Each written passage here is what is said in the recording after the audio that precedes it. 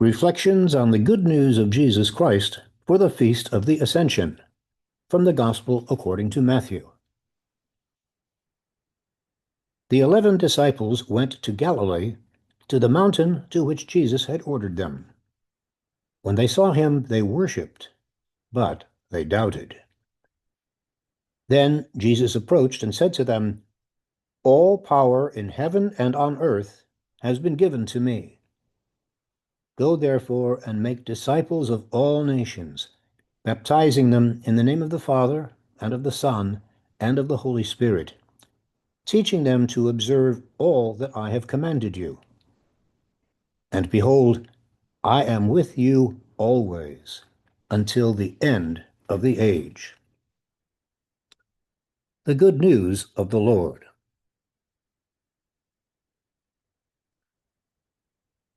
Several weeks ago, at the beginning of the Easter season, we were confronted with the reality of doubt. Peter and the others listened to the stories of the women they brought back from the empty tomb, and were not at all sure what to make of them. Thomas even gave voice to the doubt that all of them must have harbored in their hearts, thereby earning the nickname which he has never lost. And yet, here we are, weeks later, after several appearances of Jesus to the disciples, and what does the gospel say to us? When they saw him, they worshipped him, but they doubted. But that did not keep Jesus from sending them on the great mission to spread the gospel to all nations. Apparently, faith and doubt can coexist. And that's good enough for Jesus. Only fanatics have no doubts. And as history continues to show, fanaticism in God's name is always dangerous and destructive. We live our lives as people of faith who still have times of doubt. But those times, because of our questioning and wondering, can actually become the growing edge of faith. Clearly, then, Jesus was aware of the mixture of faith and doubt present in those closest followers. He could probably see it in their eyes and expressions, especially as they realized that he was leaving them. Some of that may well have been self-doubt. After all, Jesus had not given them any written instructions, no handbook on how to be a church.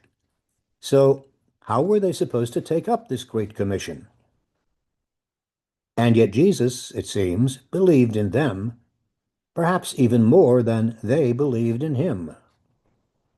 And the fact that we are here over 2,000 years later as descendants of those first disciples shows that Jesus was right, even as they doubted. All of us experience goodbyes in life when we are moving from one neighborhood or city to another, from one school or job to another, from one relationship to another. Times of parting can break into our lives in many ways. And it is not unusual that goodbyes are often painful, poignant. At first glance, today's feast may seem to be Jesus saying goodbye to his friends, and we may wonder at the pain they were feeling. But there is more to it than that. A story may help us to see more clearly what the Ascension is really about. To be a practicing Catholic in 16th century England was dangerous. In the wake of Henry VIII's and Elizabeth I's insistence on being recognized as the sole head of the Church, Parliament enacted several severe anti-Catholic laws. The celebration of the Roman Mass was made illegal. Priests were hunted down, arrested, and executed.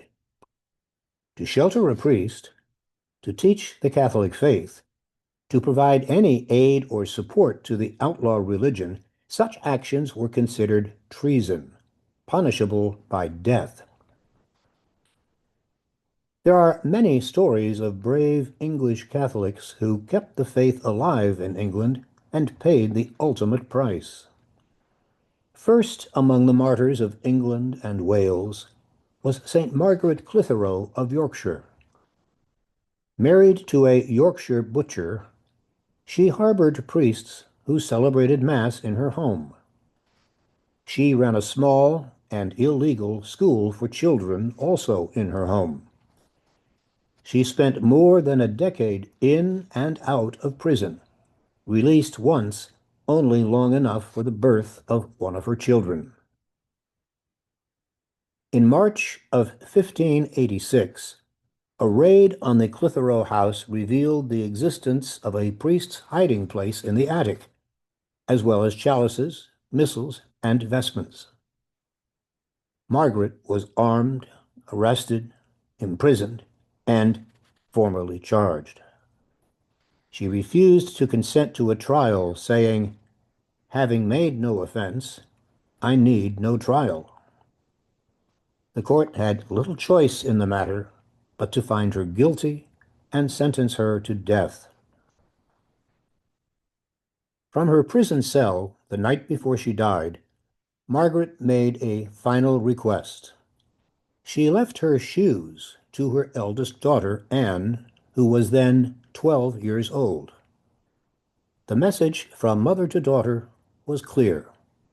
"Follow in my footsteps," the wordless gift said. "Carry on."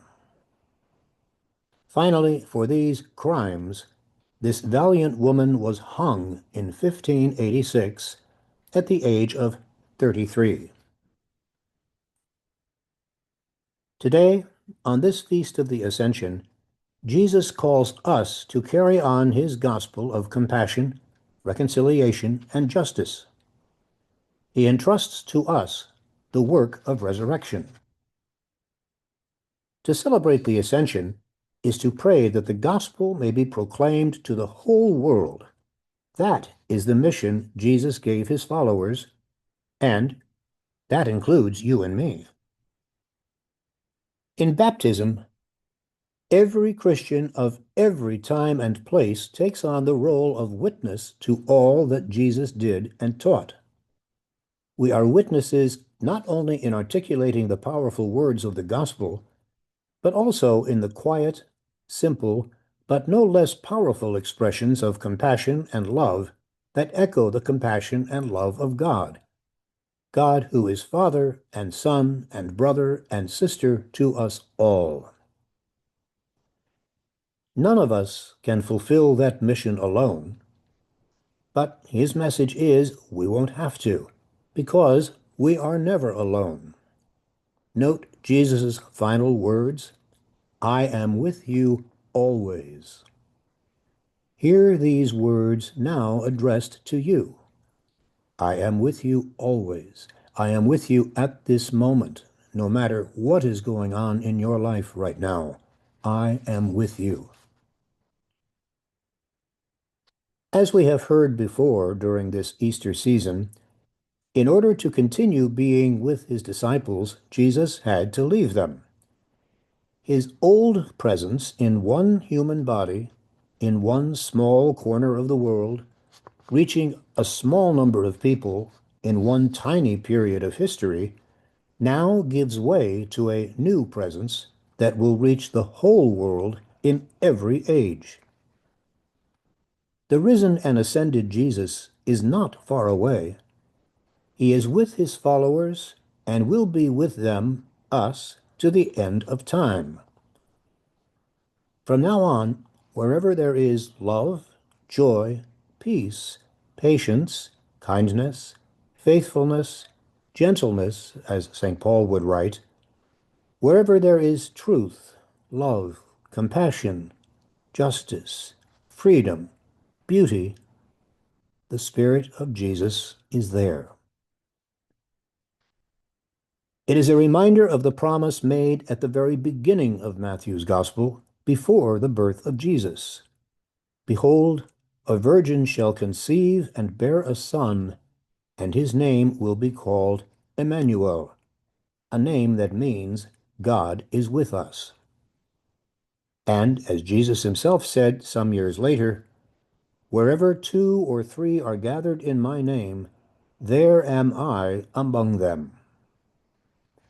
That's a promise, his promise, and we are to be his witnesses in our personal and professional lives, in our homes, our families and personal relationships, among fellow workers and casual acquaintances, even with strangers. There is no area of our lives exempt from this baptismal call, and there is no area of our lives in which the Spirit of Jesus is not working, witnessing to others what is so life-giving in us. Perhaps one more story can help to make the point. A man went out on a starry night and shook his fist at the heavens, yelling, "Oh God, what a lousy, rotten world you've made! I could have done much better." Then a voice boomed from the clouds, saying, "That's why I put you there. Get busy." The Ascension is the time when Jesus puts us in charge of his mission and his work, promising to be with us always. Prayer can be a time of asking and discovering how and where each of us is called to contribute to this mission in our daily lives. So, where did he go? Answer, nowhere. He's still right here, in us and among us, through the gift of his Spirit. Thanks very much for listening. Please do share this with others, and consider subscribing to this weekly gospel reflection, which you can do at our website, www.justanother.disciple.com. Once again, www.justanother.disciple.com. Thanks again.